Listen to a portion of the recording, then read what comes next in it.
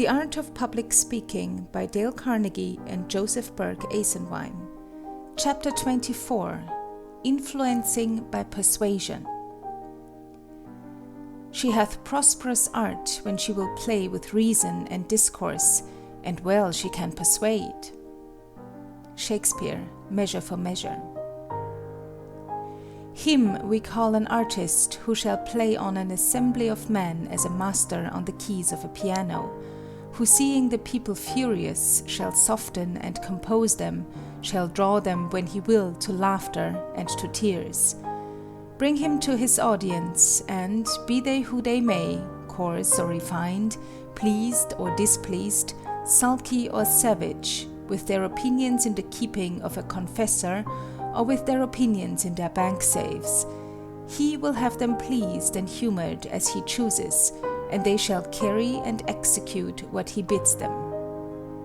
Ralph Waldo Emerson, Essay on Eloquence. More good and more ill have been effected by persuasion than by any other form of speech. It is an attempt to influence by means of appeal to some particular interest held important by the hearer.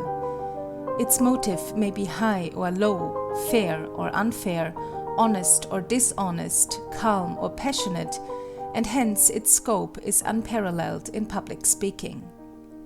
This instillment of conviction, to use Matthew Arnold's expression, is naturally a complex process in that it usually includes argumentation and often employs suggestion, as the next chapter will illustrate.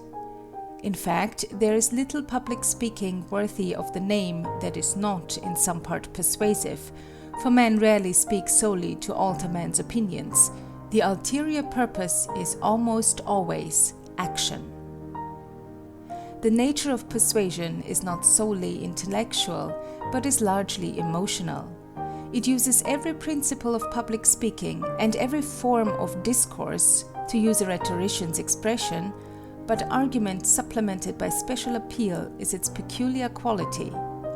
This we may best see by examining the methods of persuasion. High-minded speakers often seek to move their hearers to action by an appeal to their highest motives, such as love of liberty. Senator Hoare, in pleading for action on the Philippine question, used this method. What has been the practical statesmanship which comes from your ideals and your sentimentalities? You have wasted nearly 600 millions of treasure. You have sacrificed nearly 10,000 American lives, the flower of our youth. You have devastated provinces. You have slain uncounted thousands of the people you desire to benefit. You have established reconcentration camps. Your generals are coming home from their harvest, bringing sheaves with them in the shape of other thousands of sick and wounded and insane to drag out miserable lives, wrecked in body and mind. You make the American flag in the eyes of a numerous people the emblem of sacrilege in Christian churches, and of the burning of human dwellings, and of the horror of the water torture. Your practical statesmanship, which disdains to take George Washington and Abraham Lincoln or the soldiers of the Revolution or of the Civil War as models, has looked in some cases to Spain for your example. I believe, nay, I know, that in general our officers and soldiers are humane, but in some cases they have carried on your warfare with a mixture of American ingenuity and Castilian cruelty. Your practical statesmanship has succeeded in converting a people who 3 years ago were ready to kiss the hem of the garment of the American and to welcome him as a liberator, who thronged after your men when they landed on those islands with benediction and gratitude, into sullen and irreconcilable enemies, possessed of a hatred which centuries cannot eradicate. Mr. President, this is the eternal law of human nature. You may struggle against it, you may try to escape it, you may persuade yourself that your intentions are benevolent, that your yoke will be easy and your burden will be light, but it will assert itself again. Government without the consent of the governed, authority which heaven never gave, can only be supported by means which heaven never can sanction. The American people have got this one question to answer. They may answer it now, they can take 10 years, or 20 years, or a generation, or a century to think of it. But will not down. They must answer it in the end. Can you lawfully buy with money, or get by brute force of arms, the right to hold in subjugation an unwilling people, and to impose on them such constitution as you, and not they, think best for them? Senator Hoare then went on to make another sort of appeal, the appeal to fact and experience. We have answered this question a good many times in the past. The Fathers answered it in 1776 and founded the Republic upon their answer, which has been the cornerstone. John Quincy Adams and James Monroe answered it again in the Monroe Doctrine, which John Quincy Adams declared was only the doctrine of the consent of the governed. The Republican Party answered it when it took possession of the force of government at the beginning of the most brilliant period in all legislative history.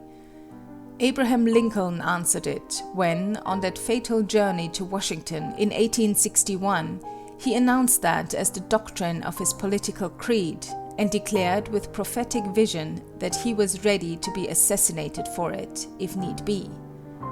You answered it again yourselves when you said that Cuba, who had no more title than the people of the Philippine Islands had to their independence, of right ought to be free and independent. George F. Hoare. Appeal to the things that man holds dear is another potent form of persuasion. Joseph Story, in his Great Salem speech of 1828, used this method most dramatically.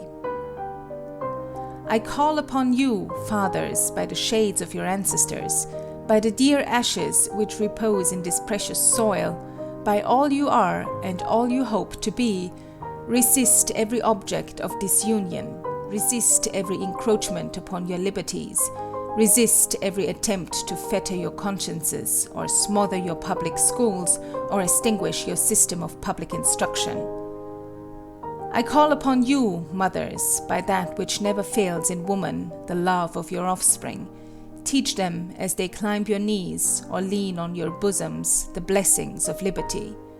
Swear them at the altar, as with their baptismal vows, to be true to their country, and never to forget or forsake her. I call upon you, young men, to remember whose sons you are, whose inheritance you possess. Life can never be too short, which brings nothing but disgrace and oppression. Death never comes too soon, if necessary, in defense of the liberties of your country.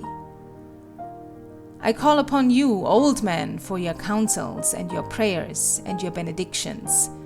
May not your gray hairs go down in sorrow to the grave, with the recollection that you have lived in vain. May not your last sons sink in the West upon a nation of slaves.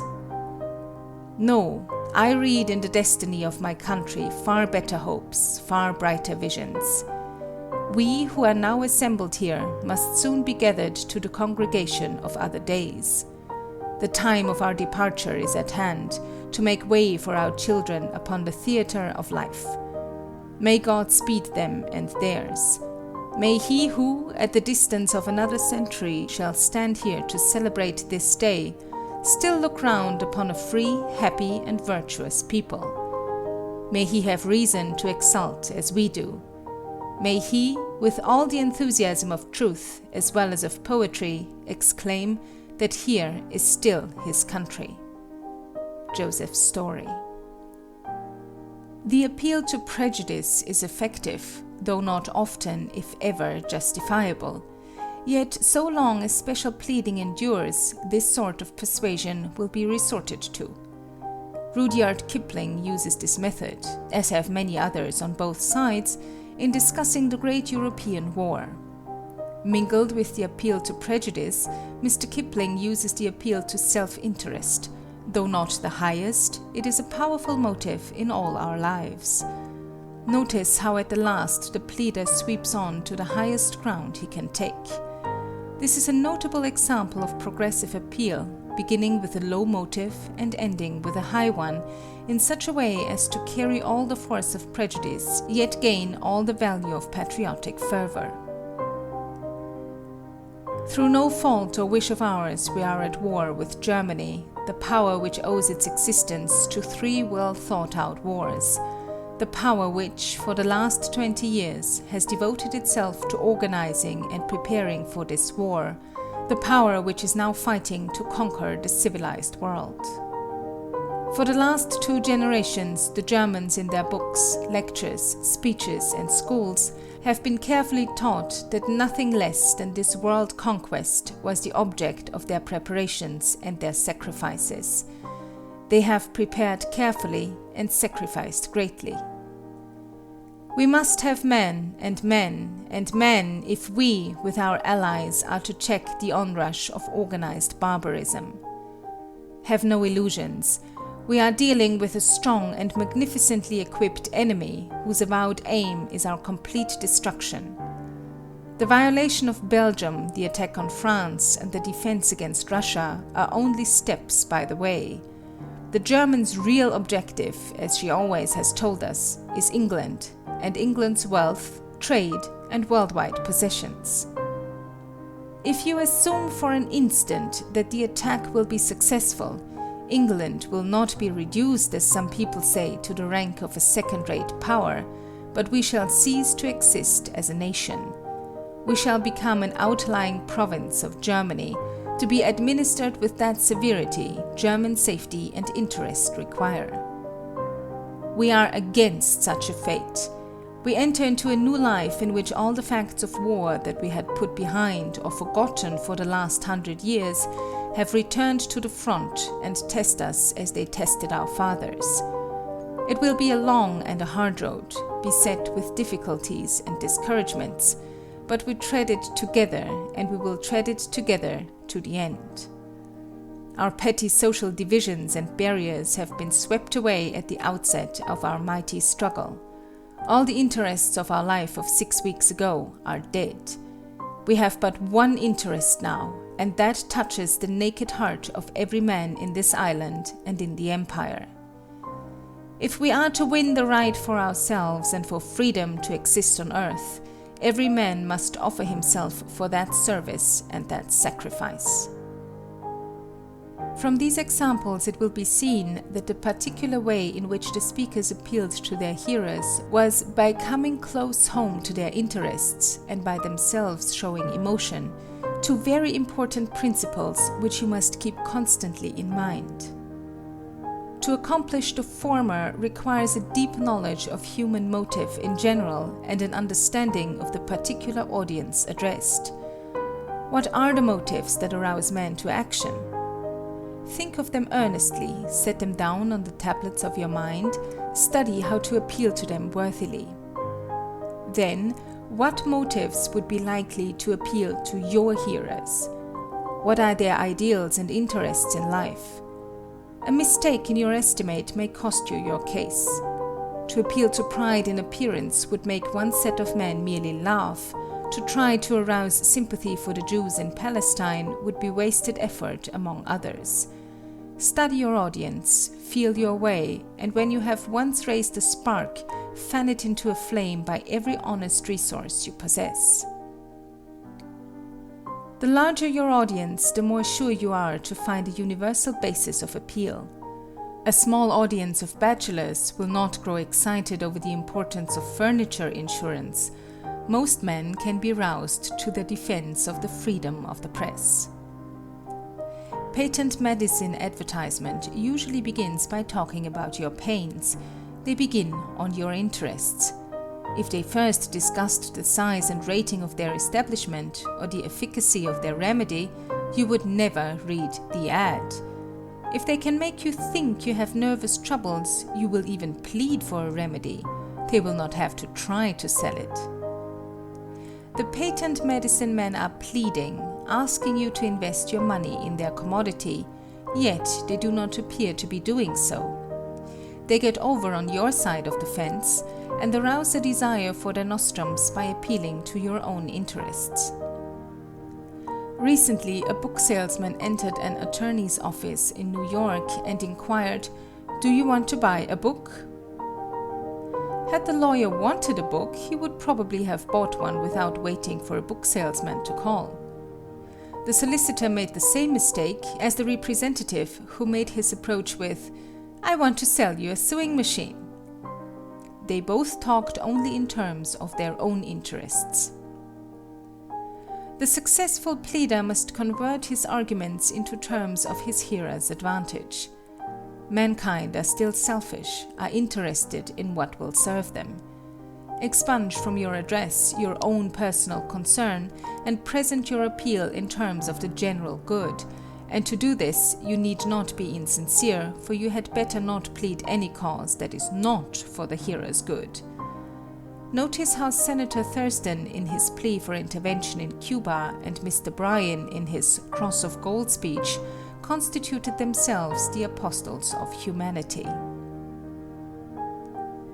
Exhortation is a highly impassioned form of appeal, frequently used by the pulpit in efforts to arouse men to a sense of duty and induce them to decide their personal courses, and by counsel in seeking to influence a jury. The great preachers, like the great jury lawyers, have always been masters of persuasion. Notice the difference among these four exhortations and analyze the motives appealed to. Revenge, about, seek, burn, fire, kill, slay, let not a traitor live. Shakespeare, Julius Caesar. Strike till the last armed foe expires. Strike for your altars and your fires. Strike for the green graves of your sires, God and your native land. Fitzgreen Halleck, Marco Bozzaris. Believe, gentlemen, if it were not for those children, he would not come here today to seek such remuneration. If it were not that, by your verdict, you may prevent those little innocent defrauded wretches from becoming wandering beggars, as well as orphans on the face of this earth. Oh, I know I need not ask this verdict from your mercy, I need not extort it from your compassion, I will receive it from your justice. I do conjure you, not as fathers, but as husbands. Not as husbands, but as citizens. Not as citizens, but as men. Not as men, but as Christians. By all your obligations, public, private, moral, and religious. By the hearth profaned, by the home desolated, by the canons of the living God foully spurned. Save, oh, save your firesides from the contagion, your country from the crime, and perhaps thousands yet unborn from the shame and sin and sorrow of this example. Charles Phillips appealed to the jury in behalf of Guthrie. So I appeal from the men in silken hose who danced to music made by slaves and called it freedom, from the men in bell-crown hats who led Hester Prynne to her shame and called it religion, to that Americanism which reaches forth its arms to smite wrong with reason and truth, secure in the power of both. I appeal from the patriarchs of New England to the poets of New England, from Endicott to Lowell, from Winthrop to Longfellow, from Norton to Holmes, and I appeal in the name and by the rights of that common citizenship, of that common origin, back of both the Puritan and the Cavalier, to which all of us owe our being.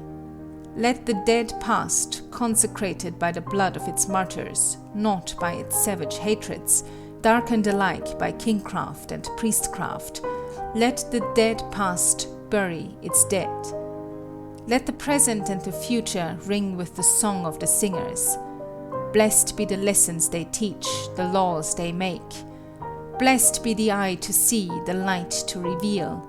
Blessed be tolerance, sitting ever on the right hand of God to guide the way with loving word, as blessed be all that brings us nearer the goal of true religion, true republicanism, and true patriotism, distrust of watchwords and labels, shams and heroes, belief in our country and ourselves. It was not Cotton Mather, but John Greenleaf Whittier who cried, "Dear God and Father of us all, forgive our faith in cruel lies, forgive the blindness that denies. Cast down our idols, overturn our bloody altars, make us see thyself in thy humanity." Henry Watterson, Puritan and Cavalier. Goethe, on being reproached for not having written war songs against the French, replied, "In my poetry I have never shammed. How could I have written songs of hate without hatred?" Neither is it possible to plead with full efficiency for a cause for which you do not feel deeply. Feeling is contagious as belief is contagious. The speaker who pleads with real feeling for his own convictions will instill his feelings into his listeners. Sincerity, force, enthusiasm, and above all, feeling, these are the qualities that move multitudes and make appeals irresistible. They are of far greater importance than technical principles of delivery, grace of gesture, or polished enunciation, important as all these elements must doubtless be considered. Base your appeal on reason, but do not end in the basement. Let the building rise, full of deep emotion and noble persuasion. Questions and exercises. 1. A. What elements of appeal do you find in the following? B. Is it too florid? C. Is this style equally powerful today? D. Are the sentences too long and involved for clearness and force? O gentlemen, am I this day only the counsel of my client? No, no, I am the advocate of humanity, of yourselves, your homes, your wives, your families, your little children. I am glad that this case exhibits such atrocity. Unmarked as it is by any mitigatory feature, it may stop the frightful advance of this calamity. It will be met now and marked with vengeance. If it be not, farewell to the virtues of your country, farewell to all confidence between man and man, farewell to that unsuspicious and reciprocal tenderness, without which marriage is but a consecrated curse. If oaths are to be violated, laws disregarded, friendship betrayed, humanity trampled, national and individual honor stained, and if a juries of fathers and of husbands will give such miscreancy a passport to their homes and wives and daughters, farewell to all that yet remains of Ireland. But I will not cast such a doubt upon the character of my country.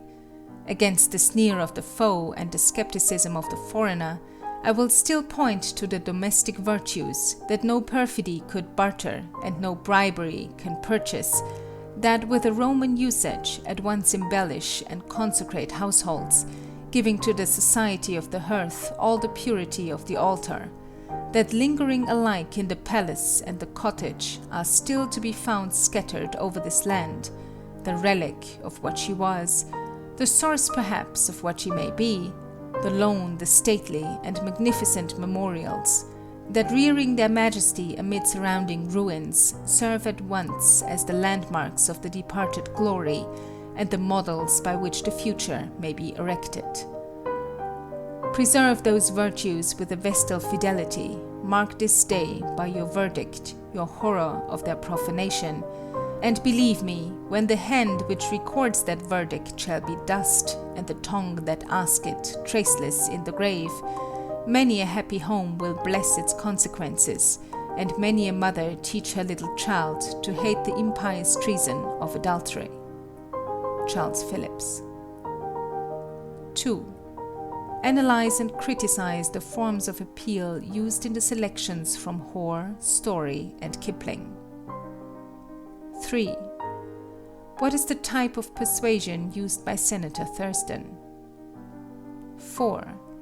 Cite 2 examples each from selections in this volume in which speakers sought to be persuasive by securing the hearers a. sympathy for themselves, b. sympathy with their subjects, c. self-pity. 5. Make a short address using persuasion. 6. What other methods of persuasion than those here mentioned can you name? 7. Is it easier to persuade men to change their course of conduct than to persuade them to continue in a given course? Give examples to support your belief. 8. In how far are we justified in making an appeal to self-interest in order to lead men to adopt a given course? 9. Does the merit of the course have any bearing on the merit of the methods used? 10. Illustrate an unworthy method of using persuasion. 11. Deliver a short speech on the value of skill in persuasion. 12. Does effective persuasion always produce conviction? 13. Does conviction always result in action? 14. Is it fair for counsel to appeal to the emotions of a jury in a murder trial? 15. Ought the judge use persuasion in making his charge? 16. Say how self-consciousness may hinder the power of persuasion in a speaker. 17. Is emotion without words ever persuasive? If so, illustrate. 18. Might gestures without words be persuasive? If so, illustrate. 19. Has posture in a speaker anything to do with persuasion? Discuss. 20. Has voice? Discuss. 21. Has manner? Discuss. 22. What effect does personal magnetism have in producing conviction? 23. Discuss the relation of persuasion to A. Description, B. Narration, C. Exposition, D. Pure reason. 24. What is the effect of over-persuasion? 25. Make a short speech on the effect of the constant use of persuasion on the sincerity of the speaker himself. 26. Show by example how a general statement is not as persuasive as a concrete example illustrating the point being discussed. 27. Show by example how brevity is of value in persuasion. 28. Discuss the importance of avoiding an antagonistic attitude in persuasion. 29. What is the most persuasive passage you have found in the selections of this volume? On what do you base your decision? 30. Cite a persuasive passage from some other source. Read or recite it aloud. 31. Make a list of the emotional bases of appeal, grading them from low to high according to your estimate. 32. Would circumstances make any difference in such grading? If so, give examples. 33. Deliver a short, passionate appeal to a jury, pleading for justice to a poor widow. 34. Deliver a short appeal to men to give up some evil way. 35. Criticize the structure of the sentence beginning with the last line of page 296. End of section 24.